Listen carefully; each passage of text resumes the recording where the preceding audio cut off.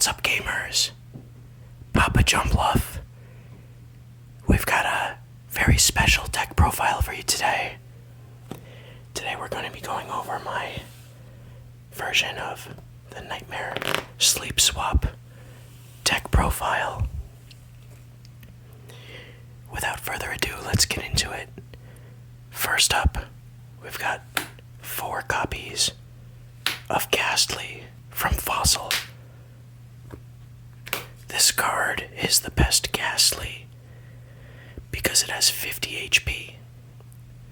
It has the first attack Lick for 1 psychic energy. And you can flip a coin. If heads, the defending Pokemon becomes paralyzed. And for the second attack, energy conversion, you put up to 2 energy cards from your discard pile into your hand. Ghastly does 10 damage to itself, but most importantly, this Ghastly has no retreat cost. It's very strong. After that, we've got 4 copies of Expedition Haunter. This Haunter card is the main reason why the deck is called Nightmare Sleep Swap. This Haunter is completely self-sufficient.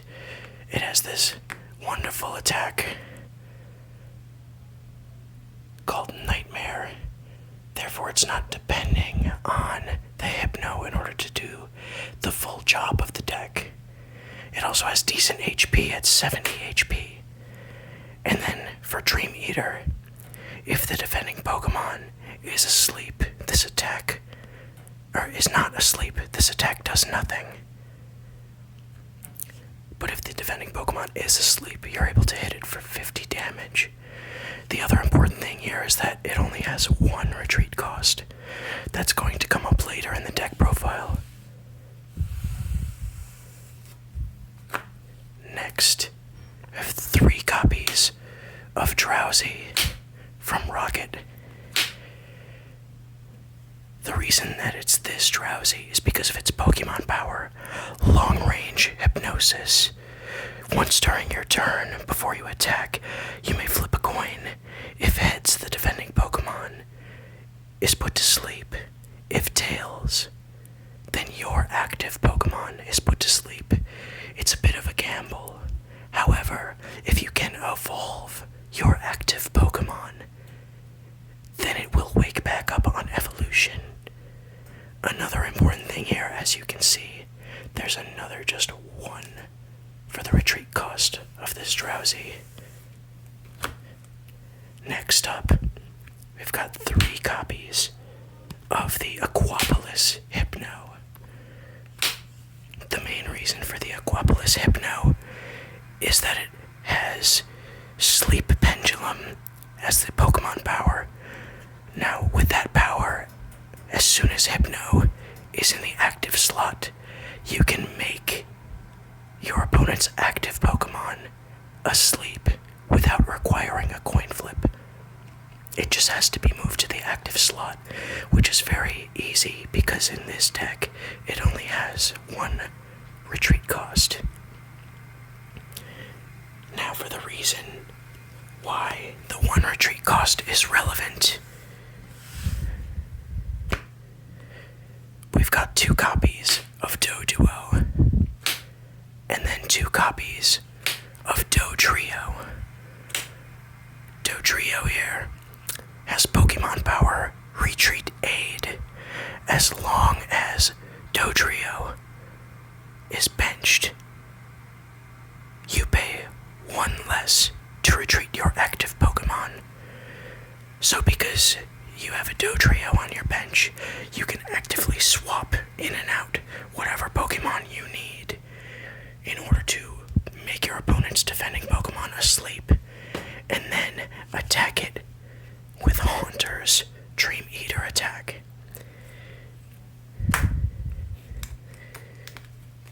Moving on, we've got 2 copies of the vending machine Mr. Mime. That's for its Pokemon power, dampening Lightning Shield. This Pokemon power basically makes it so that there is no resistance and there is no weakness on your Pokemon or your opponent's Pokemon, making it an even playing field. But you maintain a great advantage because you'll be constantly putting your opponent's Pokemon to sleep. And last but not least, given that this is the WotC-20 format, we've got 4 Cleffa to round out our Pokemon lineup.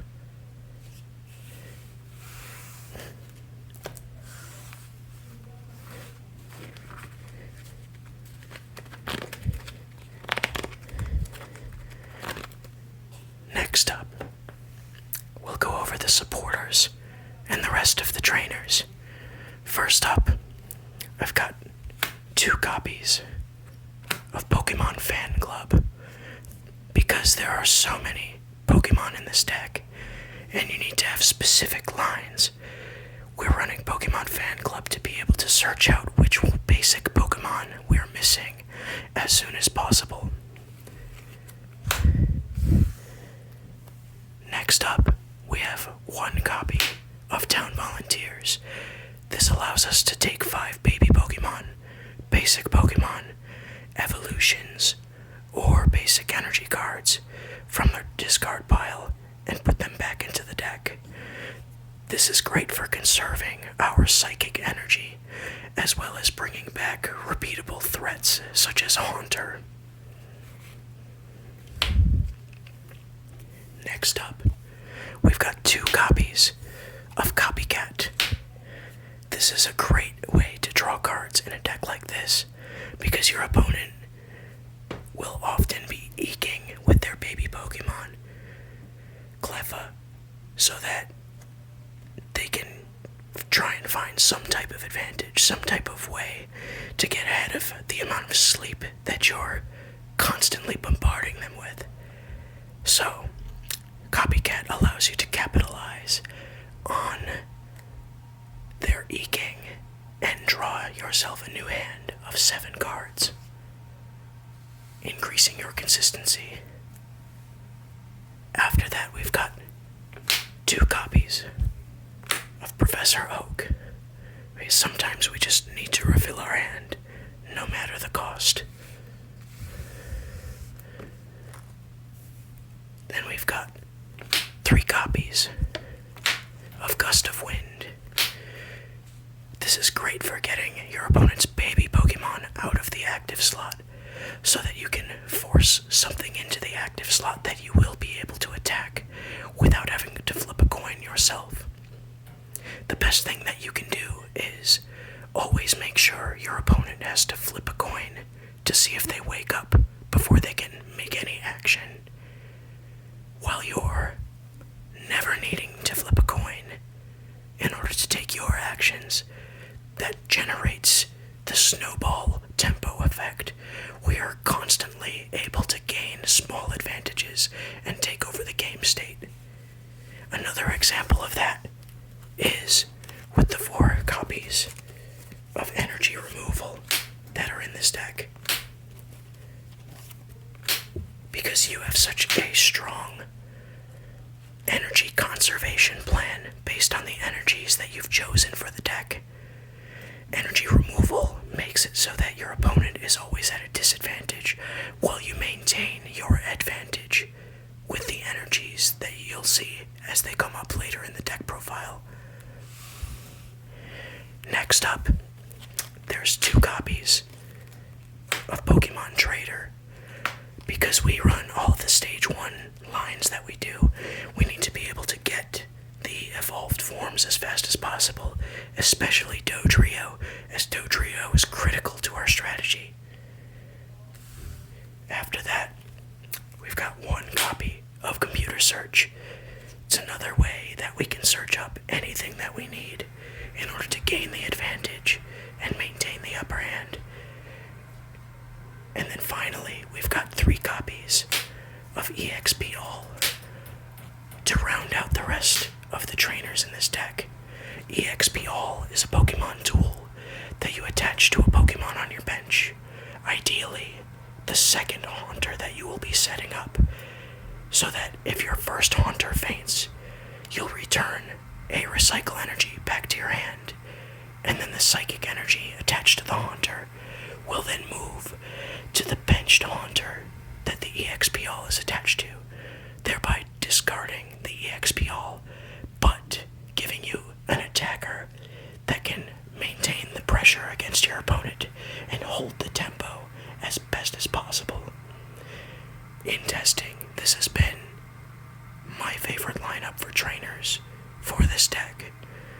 You may find something different, maybe one less EXP all and one more computer search, or one less EXP all and maybe adding an item finder. It's up to you. But in this case, this is the best way that I've found to run the deck, and I've had a great deal of success with it. Let me just clean these up.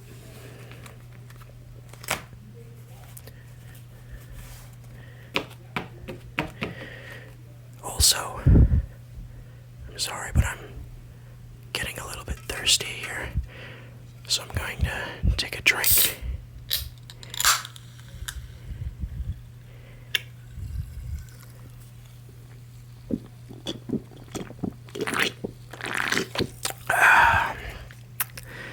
Anyway, continuing on with the deck profile, we're on to the energies now. I've got a single copy of Cyclone Energy because I didn't have space for the fourth Gust of Wind. This was the next best thing. An energy card that is almost as good, and it helps you to push the baby Pokemon out of the active slot on your opponent's side of the field. After that, I've got 3 copies of Double Colorless Energy. This helps when it comes time to possibly attack with Hypno, or if you need to attack with Dodrio. Dodrio's Rage Attack is an excellent alternative attacker, and Hypno's attack is able to force their active Pokemon out of the active slot if it doesn't faint. Next up, we've got 4 copies of Recycle Energy. Possibly the strongest energy in the deck, because this allows you to maintain your tempo and continue to keep the pressure on, because every time this is destroyed due to your Pokemon being knocked out, it will go back to your hand. Or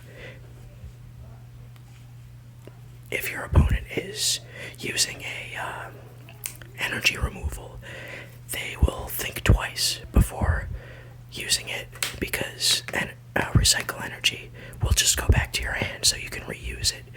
Therefore, it doesn't really give them any advantage there. Alternatively, if your opponent has some type of stadium in play where you have an increased retreat cost, you can retreat your active Pokemon by using something like a Recycle Energy, so that you don't lose the energy. When you retreat, this Recycle Energy will just go back to your hand, and you can continue the onslaught of sleep and nightmares. And finally, we've got our Psychic Energy. These are crucial to the strategy, as you cannot attack with Haunter unless you have 1 Psychic Energy attached, and you cannot attack with Hypno unless you have 1 Psychic Energy attached. So as you can see, we've got 8 Psychic Energy. The only change that I've considered making is removing 1 Double Colorless Energy to add yet another Psychic Energy, given how important this energy is to the strategy. Anyway, if you enjoyed this video, give it a like, comment, subscribe, fall asleep. Thanks for watching.